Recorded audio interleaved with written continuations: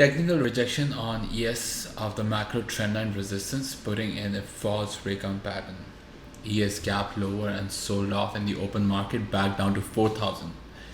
ES is possibly front running the upcoming key events, which is never a good sign. Sama here with Mark Trading, and it's December 5th, and this is a daily market analysis video. In this video, we're going to talk about the overall trend in ES and Q and the top 3 stocks we're watching going into tomorrow.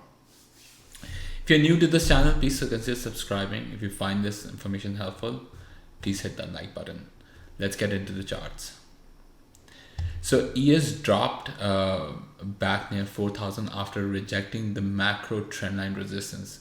It is back in the range it was stuck for over 2 weeks before it broke out last week and tested 4,100. Couple of scenarios that can play out from here. ES could continue this drop and test 3950s ahead of CPI, which would be risk of price action going into key events. Or ES can reclaim 4,000 for 4020 and could just chop in this range before CPI. Going into tomorrow and the rest of the week, I'll watch how ES trades around the 4,000 and 4020 range.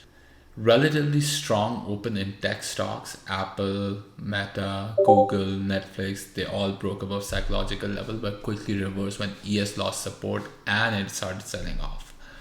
NQ rejected the June trendline resistance again and dropped back near this 11,750 support.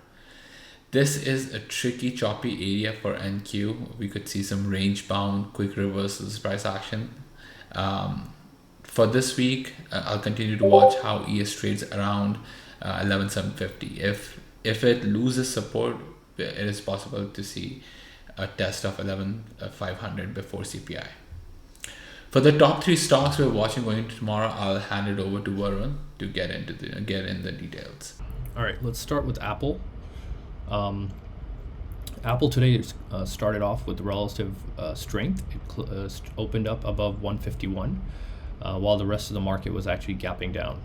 And then pretty soon it started to follow the rest of the market, and it sold off. It had a pretty big reversal from 151 down to 146 or 145. Basically, it tested the top end of this range from back in August. If you look at the daily chart, and now if you look at the recent uptrend from early November, it's making higher highs here, and so it's sort of creating this wedge pattern here, where between 145 and 150, it sort of likes to remain. Anytime it goes above that level, it sells off. Every time it goes below that level, it gets bought up.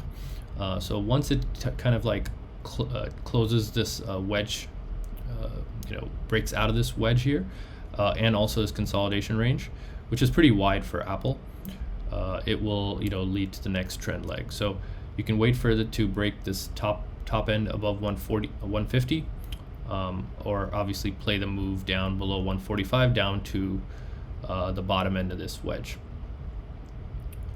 Let's look at Microsoft. So Microsoft has been quite strong. After Powell's speech, it jumped from basically 240 up to 255 in one day. And then the next 2 days, it sort of consolidated right under the key level of 257. So why is this key level at 257? Well, it's a convergence of 2 trend lines. So if you look at this trend line here, January 2022, it starts from here, and this was a false breakout over here in sort of August, and then it sold off down to 213, and now we're sort of back testing this trend line from January 22.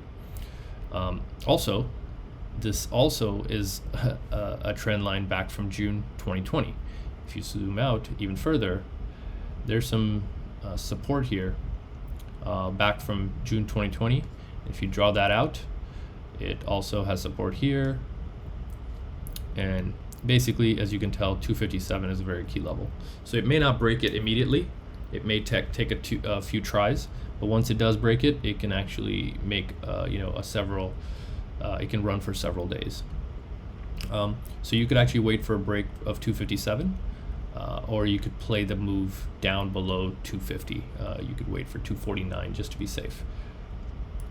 Cool. Let's look at Tesla. So Tesla, let's look at the 1 hour chart on Tesla. So over the last month or so, it's formed this inverse head and shoulders. So this is a shoulder, the first shoulder. This is the head. This is the second shoulder right here. So this is actually a very bullish pattern. Basically, these are the two shoulders. This is the head, and this is the neckline right here. 198 to 200 is the neckline. Now, if you draw a trend line all the way back from September, you can tell that this trend line also sort of coincides with this neckline. So break of this neckline, it could be 198 to 200, can lead to a pretty solid move up. But what happened today was it rejected right around 196. I think there was some overnight news which was sort of faded about China, about production, which the company sort of said was false news. So we're not really sure what happened, but basically it broke below this wedge here and then continued selling off. And yesterday we mentioned you could take puts under 188, which would have worked. It closed around 182. So now you can actually take the low of today and play the continuation. You can wait for 180 to be safe.